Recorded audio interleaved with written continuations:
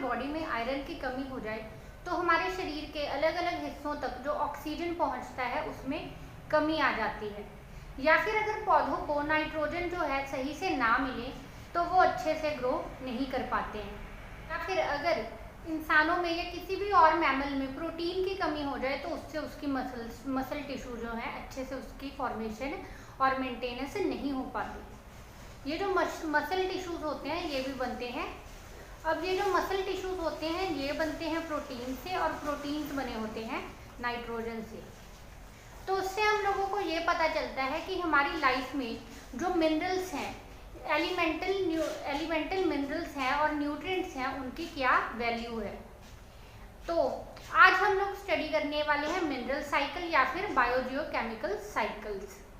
तो जो बायोजियोकेमिकल्स हैं या बायोजेनेटिक न्यूट्रिएंट्स हैं ये होते क्या हैं? ये ऐसे कंपाउंड हैं जो कि एक ऑर्गेनिज्म के सर्वाइवल और मेटाबॉलिज्म के लिए नेसेसरी हैं। इनके बिना जो एक ऑर्गेनिज्म है वो अपने मेटाबॉलिज्म नहीं कर सकता। जो ऑर्गेनिज्म है उसे ये उसके इकोसिस्टम से, एनवायरनमेंट से ही मिलते हैं, और ऑर्गेनिज्म की डेथ और डिकेइंग के बाद ये जो मिनरल्स हैं ये वापस एनवायरनमेंट में ही चले जाते हैं। तो ऐसे कंपाउंड्स को हम लोग बोलते हैं बायोजियोकेमिकल्स या बायोजेनेटिक न्यूट्रिएंट्स। और इन बायोजेनेटिक न्यूट्रिएंट्स के ट्रांसफर, स्टोरेज और रिजर्वायर को बोला जाता है बायोजियोकेमिकल साइकिल। ये जो बायोजियोकेमिकल साइकिल है ये इकोसिस्टम के बायोटिक और एबायोटिक कंपोनेंट्स के बीच में अपने आप कॉन्टिन्यूसली चलते रहते हैं। हर एक मिनरल के लिए अलग से एक बायोजियोकेमिकल साइकिल है। अब देखिए, जितने भी हमारी लाइफ के प्रोसेसेस हैं वो कार्बन, हाइड्रोजन और ऑक्सीजन के अलावा इन न्यूट्रिएंट्स मिनरल पे भी डिपेंड करते हैं। लेकिन हर एक प्रोसेस के अकॉर्डिंग हमारी जो नेसेसिटी है या नीड है इन न्यूट्रिएंट्स की वो वेरी करती है।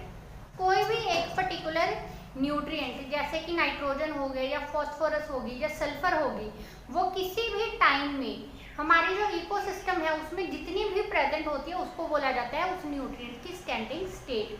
स्टैंडिंग स्टेट का मतलब है किसी एक पर्टिकुलर टाइम में किसी भी न्यूट्रिएंट की कितनी जो वॉल्यूम है, कितनी जो उसकी क्वांटिटी है वो हमारे इकोसिस्टम में प्रेजेंट है।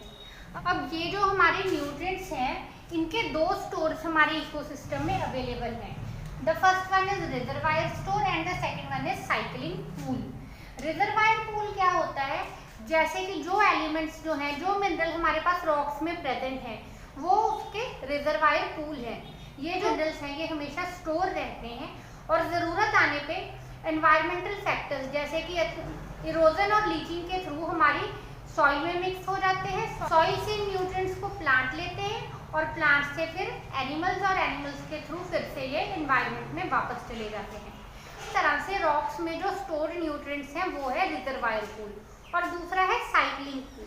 साइक्लिंग पूल क्या है कि लगातार जो इकोसिस्टम के बायोटिक और एबायोटिक कंपोनेंट्स हैं उनमें ये जो न्यूट्रिएंट्स का एक्सचेंज हो रहा है उसको बोला जाता है साइक्लिंग पूल। तो चलिए अब आगे देखते हैं। जो बायोजियोकेमिकल साइकिल्स होते हैं वो दो तरह के होते हैं। एक होते हैं गैसियस साइकिल्स और दूसरे होते हैं सेडिमेंट्री साइकिल्स। गैसियस साइकिल्स कौन से होते हैं? गैसियस साइकिल्स वो साइकिल्स होते हैं जिनमें जो कंपोनेंट्स हैं, न्यूट्रिएंट्स हैं, उनका एक्सचेंज बायोटिक और एबायोटिक कंपोनेंट्स में गैस की फॉर्म में हो, गैसियस या फिर वेपर फॉर्म में। इस तरह के जो साइकिल होते हैं वो या तो एटमॉस्फेयर में होते हैं या फिर ओशंस में। उसके अलावा दूसरे जो हमारे साइकिल्स हैं यानी कि sedimentary cycle of matter. Sedimentary cycle of matter में जो मटेरियल एक्सचेंज है, न्यूट्रिएंट एक्सचेंज है, वो नॉन गैसियस फॉर्म में होता है। और जो सेडिमेंट्री साइकिल है वो लिथोस्फीयर में होते हैं। गैसियस एक्सचेंज जो है, गैसियस साइकिल्स हैं उनमें कार्बन,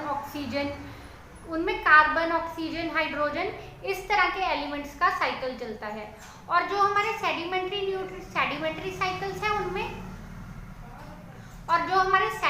साइकिल्स हैं उनमें नाइट्रोजन, फॉस्फोरस, सल्फर और मैग्नीशियम का साइकिल होता है।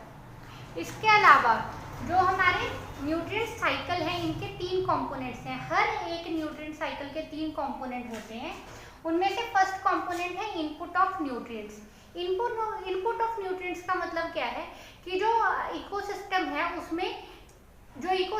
उसमें न्यूट्रिएंट्स की, मिनरल्स की एंट्री हो रही है, उसको बोला जाता है इनपुट ऑफ न्यूट्रिएंट्स। जो हम लोगों का सेकंड कंपोनेंट है वो है आउटपुट ऑफ न्यूट्रिएंट्स।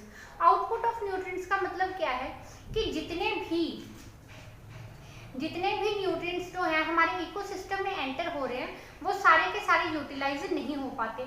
उनमें से भी कुछ जो है वाटर के थ्रू या लीचिंग के थ्रू हमारे इकोसिस्टम से चले जाते हैं, तो उसको बोला जाता है आउटपुट ऑफ न्यूट्रिएंट्स। और थर्ड है इंटरनल साइक्लिंग। ये जो इंटरनल साइक्लिंग है यही हम लोगों को स्टडी करना है।